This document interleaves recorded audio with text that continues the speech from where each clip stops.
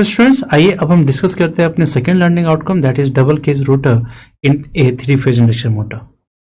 तो स्टूडेंट्स अब हम बात करते हैं डबल केज रोटर की। जनरली इस टाइप के रोटर कंस्ट्रक्शन जो होते हैं उसमें आप अपने जो रोटर होते हैं उसमें जो आप स्लॉट्स कट करते हैं वो दो कंडक्टर बार के लिए स्लॉट्स कट करते हैं, और जो स्लॉट्स होते हैं वो आपको जैसा कंस्ट्रक्शन में दिखाया जा रहा है वो वैसा होता है, जिसमें फर्स्ट जो स्लॉट है इसमें आप अपने आउटर केस बार को पुट करते हो, जो सेकंड स्लॉट है उसमें आपके इनर केस बार पुट किए जाते हैं। ठीक है, अब क्या है, जिस टाइम आपका इंडक्शन मोटर स्टार्ट होता है तो स्टार्टिंग के टाइम पे आपका चूंकि जो स्लिप होता है वो 1 होता है। ठीक है, तो उस कंडीशन पे जो आपका रोटर फ्रीक्वेंसी होता है वो आपके स्टेटर फ्रीक्वेंसी के बराबर होता है। जब आपका रोटर में जब आपके स्टार्टर जो वाइंडिंग है उसके कारण जो मेन मैग्नेटिक फ्लक्स प्रोड्यूस किया गया वो आपके जब रोटर कंडक्टर को कट करता है तो उसमें एक वोल्टेज इंड्यूस होता है, वोल्टेज इंड्यूस होने से एक करंट प्रोड्यूस होता है। ठीक है, तो यहाँ पे जो करंट प्रोड्यूस होता है उसके कारण जो आपका फ्लक्स का प्रोडक्शन होता है और उसके कारण जो लीकेज रिएक्टेंस इंक्लूड होता है आपके सिस्टम में वो, ठीक है, तो अब अगर यहाँ पे देखा जाए तो इनिशियली जब आपका करंट प्रोड्यूस होता है और जो फ्लक्स का प्रोडक्शन होता है उसके कारण जो आपका लीकेज रिएक्टेंस इंक्लूड होता है, तो ये जो लीकेज रिएक्टेंस होता है वो आपके इनर केस बार को सबसे ज़्यादा लिंक करता है और उसके बाद आपका जो आउटर केस बार है उसको सबसे कम लिंक करता है। तो अब जिस भी जो आपका कंडक्टर है उसमें जितना ज़्यादा फ्लक्स इंड्यूस होगा उतना उसमें उतना ज़्यादा लीकेज रिएक्टेंस होगा, और जब उसका लीकेज रिएक्टेंस जितना ज़्यादा होगा तो करंट का पोजीशन उतना ही ज़्यादा होगा। तो उस कंडीशन में क्या होता है, जो आपके जो इनर जो केस बार होते हैं उससे आपका रोटर करंट बहुत कम पास होता है और वो कंपेल होते हैं आपके आउटर केस बार से पास होने का। जब वो आउटर केस बार से पास होता है तो चूंकि आपके करंट का जो क्रॉस सेक्शन है वो रिड्यूस हो जाता है, यानी कि करंट का पोजीशन बहुत ज़्यादा बढ़ जाता है उसका, यानी कि मैग्नीट्यूड रिड्यूस हो जाएगा, यानी कि आपका स्टार्टिंग करंट जो होगा वो रिड्यूस होगा।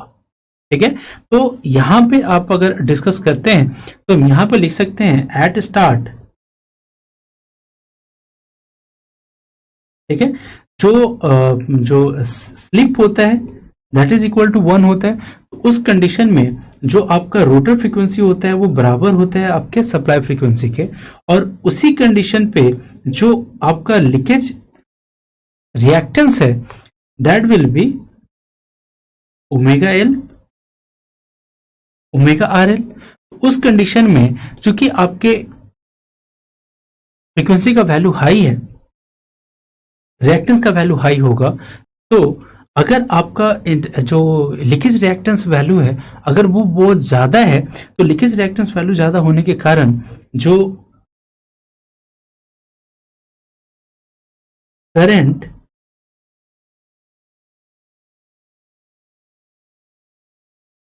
passes through the inner case bar वो होगा, क्या होगा, reduces, और करंट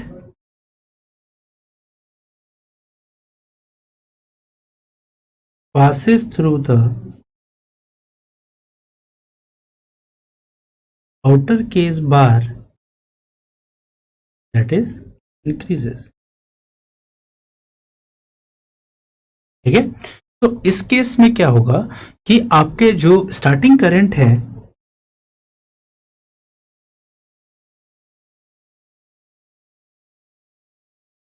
करंट मैग्नीट्यूड ये रिड्यूस करते हैं और स्टार्टिंग टॉर्क जो होगा वो इंक्रीज करेगा। ठीक है, तो ये केस बनता है जब आपका इनिशियल जब स्टार्टिंग कंडीशन में है, बट एट रेटेड स्पीड, क्या है कि क्योंकि आपका जो स्पीड है वो धीरे धीरे आपके नो लोड से फुल लोड की तरफ बढ़ता जाएगा, तो जब रेटेड स्पीड पे अगर हम बात करें तो एट रेटेड स्पीड उस टाइम जो आपका रोटर फ्रीक्वेंसी होता है वो स्लिप टाइम्स ऑफ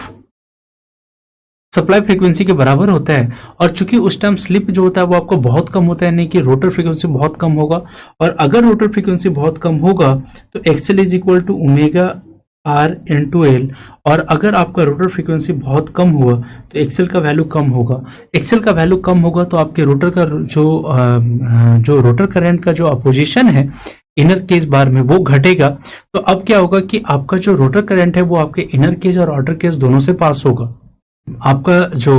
ऑपरेशन है आपके इंडक्शन मोटर का वो एफिशिएंट और नॉर्मल ऑपरेशन पे ऑपरेट करेगा। ठीक है, यहां पे अगर आप देखो तो जो आपका आउटर केज बार और इनर केज बार है उसके बीच में आप एक कंस्ट्रिक्शन यूज कर रहे हो।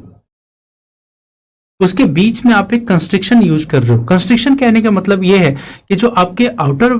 जो बार जो आपके स्लॉट्स हैं और जो इनर बार स्लॉट है उन दोनों के बीच में आप एक पतला एयर गैप प्रोवाइड करवाते हो। क्योंकि हमें पता है कि जो एयर गैप है उस एयर गैप का रिलक्टेंस वैल्यू बहुत ज्यादा होता है और उसमें मैग्नेटिक फ्लक्स को एस्टैब्लिश करने के लिए आपको बहुत ज्यादा मैग्नेटाइजिंग करंट की जरूरत पड़ती है। तो इसके चलते जो भी फ्लक्स आपके आउटर कंडक्टर से जो प्रोड्यूस हुआ होगा वो आपके कंस्ट्रिक्शन के कारण बहुत ज्यादा आपके इनर जो केस बार है उसको वो लिंक करेगा, जिससे आपके लीकेज रिएक्टेंस का वैल्यू इनर केस बार में इंक्रीज कर जाएगा, जो कि इनिशियली आपके स्टार्टिंग करंट को अपोज करेगा और आपके स्टार्टिंग करंट के मैग्नीट्यूड को रिड्यूस करेगा। ठीक है, इसलिए आप यहाँ पे कंस्ट्रिक्शन यूज करते हैं और आपके एग्जाम में कभी कभी पूछ लेता है why do you use a constriction in double case rotor. ठीक है, तो आपको यहाँ पे ये एक्सप्लेनेशन लिखना पड़ेगा। So students, we have achieved our second learning outcome, that is double case rotor in a three-phase induction motor, and I hope that you have understood it very well. So let's have a knowledge check.